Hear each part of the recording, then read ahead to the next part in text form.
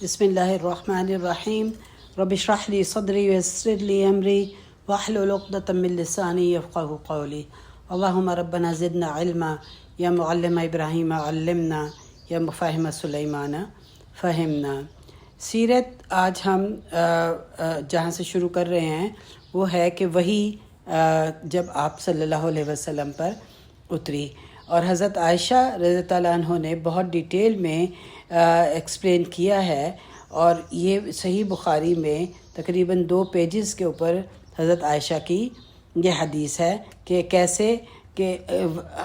All about how وہی came, کہ وہی کیسے آئی۔ اب سوال یہ پیدا ہوتا ہے کہ عائشہ رضی اللہ تو پیدا بھی نہ ہوئی تھیں وہی کے وقت، اور نہ ہی انہوں نے دیکھا تھا، مگر اتنی ڈیٹیل کیسے جانتی ہیں، جیسے کہ ایک کوئی آئی وٹنس ہو اس طرح سے بیان کر رہی ہیں۔ اس سے ہمیں یہ پتہ چلتا ہے کہ آپ صلی اللہ علیہ وسلم کتنی ڈیٹیل میں رسول پاک صلی اللہ علیہ وسلم حضرت عائشہ کو اپنی جو ارلی لائف تھی اس کے بارے میں بتاتے تھے، اور ایک ایک ڈیٹیل آپ نے جو ہے وہ عائشہ رضی اللہ عنہ کو بتائی۔ تو حضرت عائشہ ریلیٹ کرتی ہیں، جابر بن عبداللہ کی روایت ہے کہ وہی سے پہلے آپ صلی اللہ علیہ وسلم کو تنہائی پسند آ گئی تھی، اور غار حرا میں پہاڑ پہ آپ صلی اللہ علیہ وسلم جاتے تھے اور وہاں پہ بیٹھا کرتے تھے۔ آج اس پہاڑ کو جبل نور کہا جاتا ہے۔ اب کچھ اگر اس کیو کے بارے میں بتایا جائے، یعنی ایک جا کے ہی ایکسپیرینس ہو سکتا ہے، لیکن وہ کوئی اتنی آسان نہیں ہے، چڑھنا بہت مشکل ہے، اور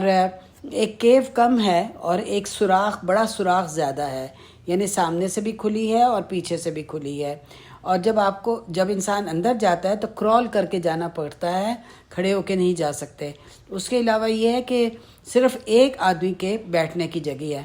یعنی ایسی جگہ ہے کہ آپ جیسے کہ آپ you are force to sit, اور وہ وہاں پہ بیٹھنے کے لیے آپ کو کعبہ کو فیس کرنا پڑتا ہے، یعنی اور کوئی جگہ ہی نہیں ہے بیٹھنے کی۔ جو جگہ بیٹھنے کی ہے اس میں جب آپ بیٹھیں گے تو کعبہ جو ہے سامنے نظر آتا ہے۔ تو ابن اسحاق کی روایت ہے کہ عبد المطلب نے یہ جگہ ڈسکور کی تھی اور اس جگہ پہ آ کے بیٹھا کرتے تھے۔ یہ عربوں کی طریقہ تھا کہ وہ اپنے لیے کچھ تنہائی کو پسند کرتے تھے اور غور و فکر کیا کرتے تھے۔ تو آپ صلی اللہ علیہ وسلم بھی کچھ کھانا اور پانی لے کر جاتے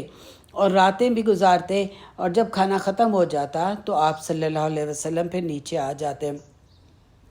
اس دوران کچھ اور بھی واقعات ہوئے جو کہ آپ نے خود بیان کیے ہیں۔ ایک تو مسلم کی روایت ہے کہ وہی سے پہلے میں نے سنا کہ کچھ پتھر اور جو کچھ راکس ہیں وہ مجھے گریٹ کرتے ہیں، یعنی بات کرتے ہیں، سلام کرتے ہیں، اور آپ صلی اللہ علیہ وسلم نے کہا کہ ایک خاص راک ایسی ہے جس کو میں آج بھی جانتا ہوں کہ جو مجھ سے بات کرتے تھے، گریٹ کرتے تھے۔ دوسرا یہ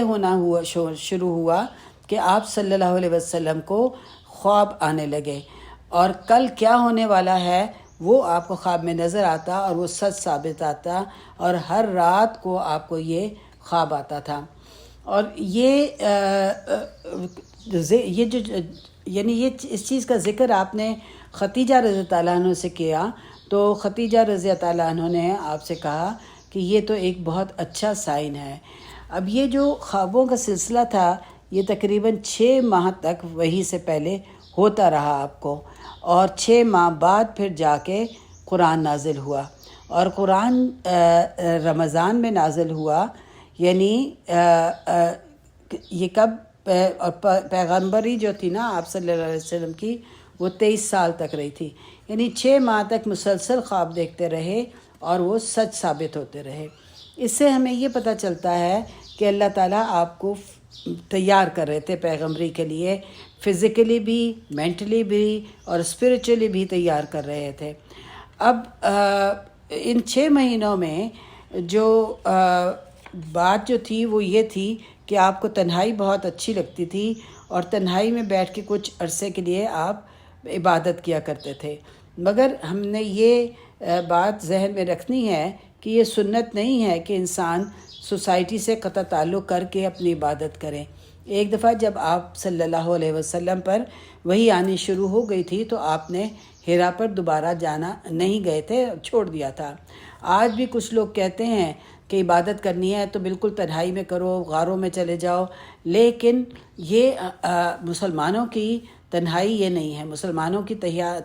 تنہائی کی کیا چیز ہے؟ جو آپ صلی اللہ علیہ وسلم نے کہا صلی باللیل والناس نیام، کہ عبادت کرو جب رات کو، جب کہ لوگ جو ہیں وہ سو رہے ہیں۔ تو یہ ہم لوگوں کو جو تنہائی ہے وہ عبادت کا یہ ہے کہ جب لوگ سو رہے ہیں اس وقت ہم تنہائی میں عبادت کریں، جو اللہ کو بہت پسند ہے۔ اب جو روایات ہیں ان کے مطابق آپ صلی اللہ علیہ وسلم نے ہفتے کو ایک روشنی دیکھی اور ایک آواز سنی، مگر کچھ نظر نہ آیا۔ اتوار کو پھر ایک اور بہت برائٹ لائٹ آپ نے دیکھی اور آپ کو پھر کچھ نظر نہ آیا، اور پیر کو جبرائیل علیہ السلام وہی لے کر آئے۔ پیر کو یہ ہمیں کس طرح پتہ ہے پیر کو؟ کیونکہ آپ صلی اللہ علیہ وسلم کی حدیث ہے کہ پیر کو آپ روزہ رکھتے تھے۔ جب پوچھا گیا کہ آپ روزہ کیوں رکھتے ہیں تو آپ صلی اللہ علیہ وسلم نے فرمایا تھا کہ پیر کو میں پیدا ہوا تھا اور پیر ہی کو مجھ پر وحی اتری تھی۔ وہی رمضان کے آخری عشرے کے پہلے دن نازل ہوئی، جس کو کہ ہم لیلۃ القدر کہتے ہیں۔ اب آپ صلی اللہ علیہ وسلم بیٹھے تھے کہ فرشتہ آیا۔ اگر ہم دیکھیں اس سے ہمیں پتہ چلتا ہے کہ رسول پاک صلی اللہ علیہ وسلم کی بہادری کا پتہ چلتا ہے کہ آپ یہ دیکھیں ان کو آوازیں آ رہی ہیں، پتھر سن رہے ہیں، خاموشی میں بیٹھے ہوئے ہیں، آپ روشنی دیکھ رہے ہیں، لیکن آپ ڈرے نہیں۔ ہمارے جیسا ہوتا تو ہم تو ڈر کے مارے کبھی دوسری جگہ وہاں پہ جاتے ہی نہیں۔ ہم تو یہ سمجھتے کہ ہمیں کچھ ہو گیا، پتہ نہیں کیوں آوازیں آ رہی، کچھ یہ سب کچھ ہو رہا ہے۔ اور جیسے کہ حضرت عائشہ کو انہوں نے بیان کیا تو انہوں نے کہا یہ اچھا سائن ہے۔ اگر آج ہم سے ہمارے میاں آ کے کچھ کہیں کہ مجھے یوں نظر آتا ہے، ہم لوگ کہیں گے آپ کا وہم ہے، ایسا کچھ نہیں ہے، آپ کو خیال ہو رہا ہے۔ لیکن آپ دیکھیں کہ کتنا فرق ہے اس بیوی میں جس نے آپ کی بات سن کے آپ کو ہمت دلائی اور کہا کہ یہ اچھا سائن ہے۔ تو یہاں پہ ہم یہ دیکھتے ہیں کہ آپ صلی اللہ علیہ وسلم بیٹھے ہوئے تھے اس میں کہ ایک فرشتہ آیا۔ یہ بخاری کی روایت ہے کہ جب فرشتہ آیا تو انہوں نے آ کے حضرت جبرائیل علیہ السلام نے کہا اقرا،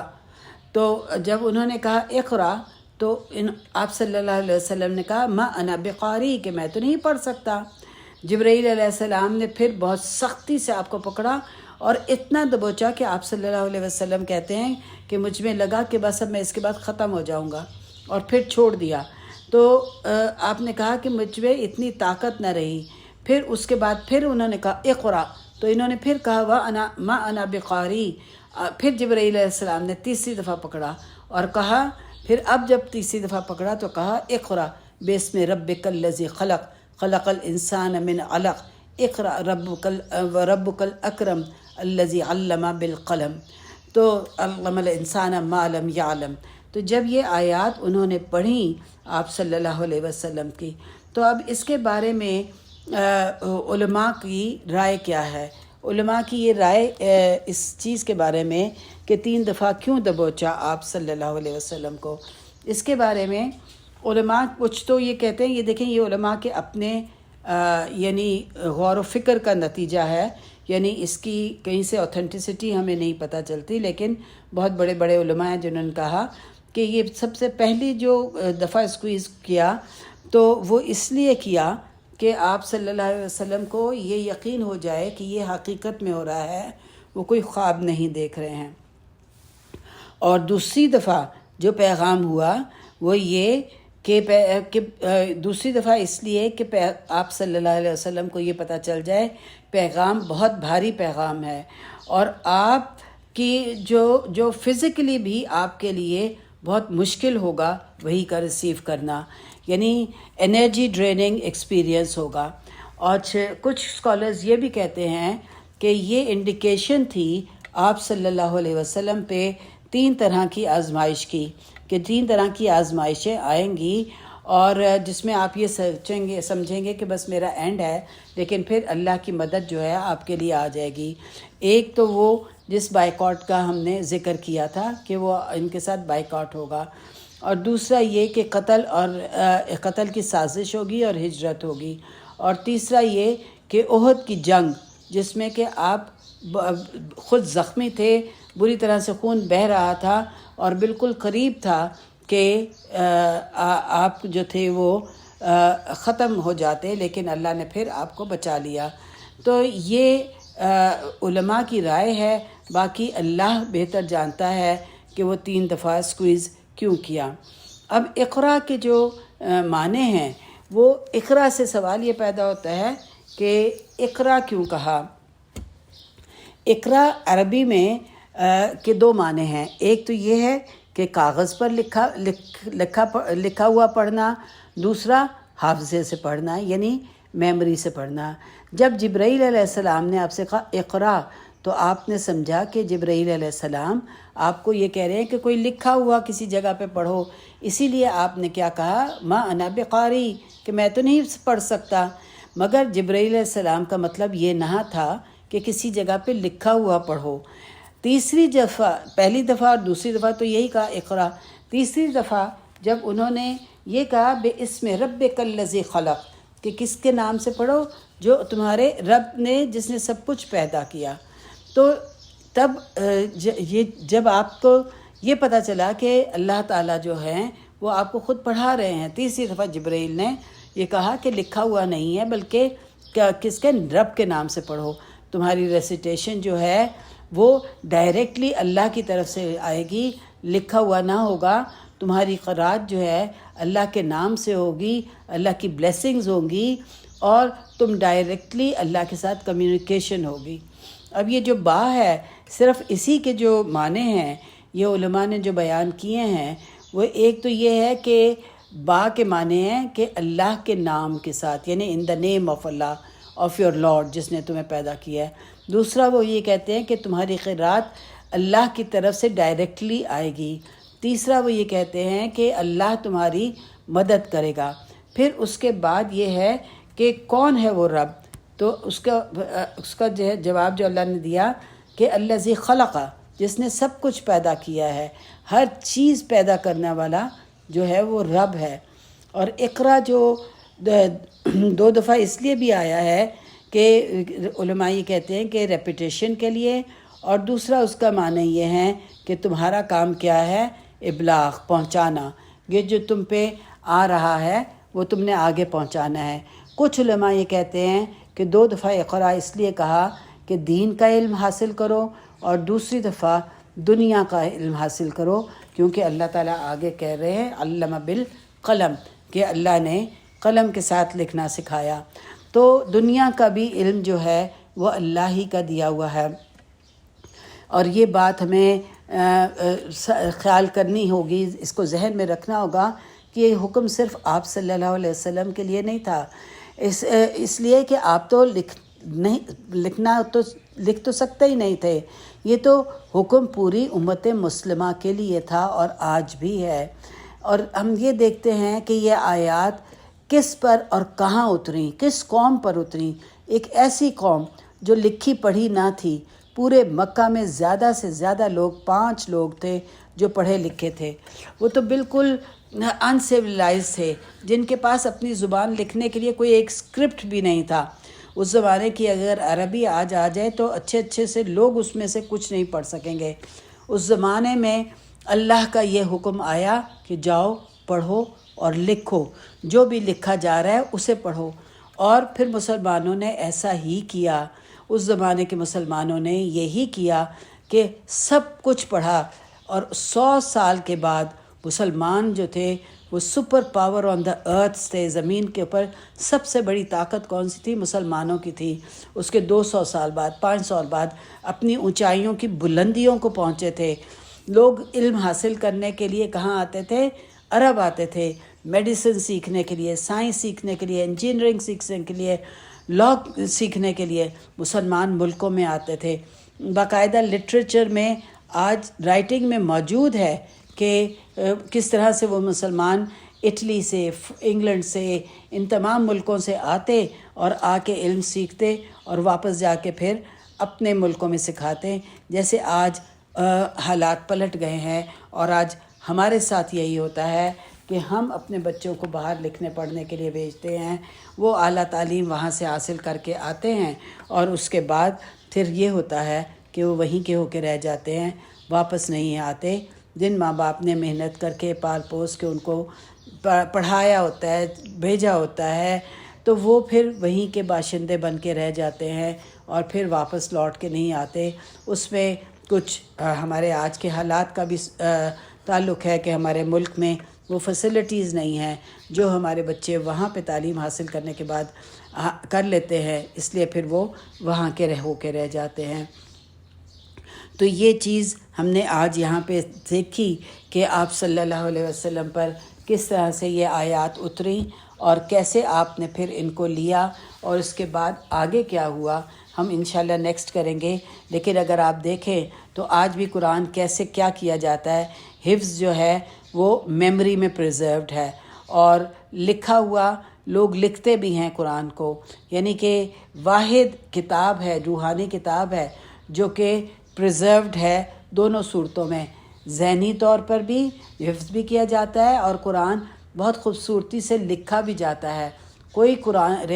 روحانی کتاب آج تک اس طرح سے لکھی نہیں جاتی جس طرح کہ قرآن لکھا جاتا ہے، خوبصورت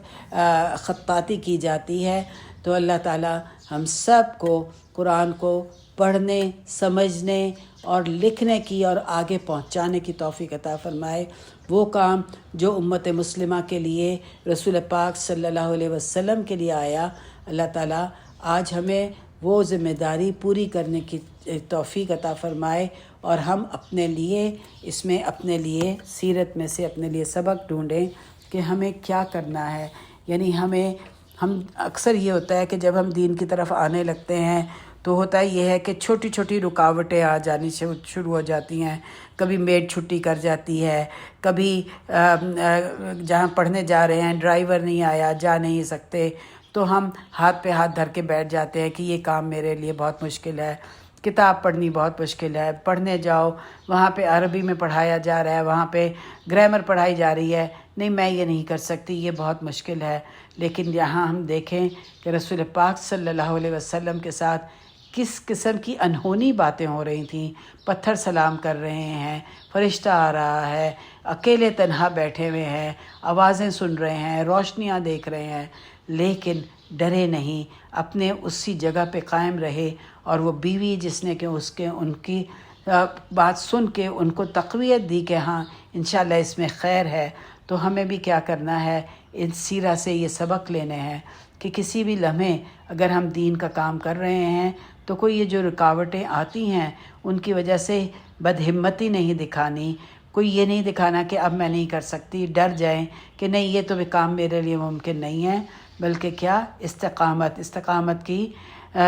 دعا کریں کہ اللہ ہمیں ثبتنی،